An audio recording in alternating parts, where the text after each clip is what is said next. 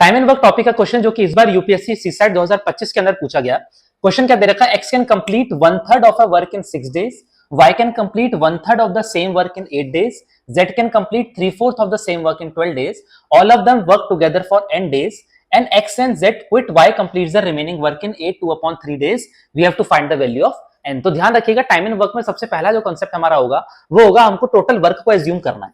Total work को assume करना है, तो लेट्स से टोटल वर्क हम लोगों ने एज्यूम कर लिया।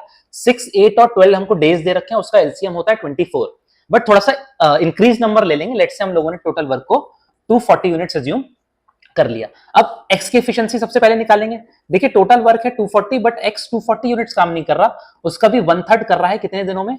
6 दिनों में। इसको अगर मैं सॉल्व करूं तो ये निकल के आएगा 40/3। 40/3। y की बात करें तो 240 यूनिट्स, वो भी कितना कर रहा है? उसका 1/3 कर रहा है। कितने दिनों में?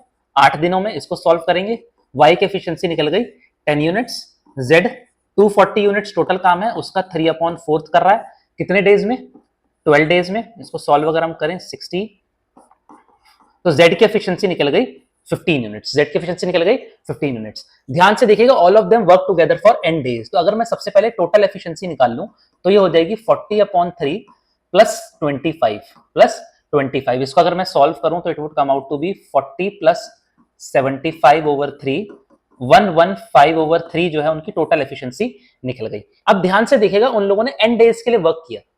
कितने डेज के लिए? n डेज के लिए। तो मैं ये कह सकता हूं कि अगर एफिशिएंसी 115/3 है और n डेज के लिए वर्क किया, तो टोटल वर्क उन्होंने 115/3 इंटू n कर लिया।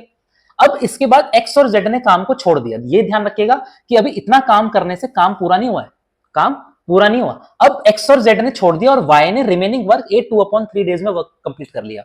अच्छा, y की एफिशिएंसी कितनी थी? 10 थी। उसने कितने दिन काम किया? 8 2/3 को अगर इम्प्रॉपर में कन्वर्ट कर लूं तो ये हो जाएगा 26/3। इतना काम पहले उन तीनों ने साथ में किया, इतना काम खाली y ने किया, और अब जाके टोटल काम 240 यूनिट्स हमारा कंप्लीट हुआ।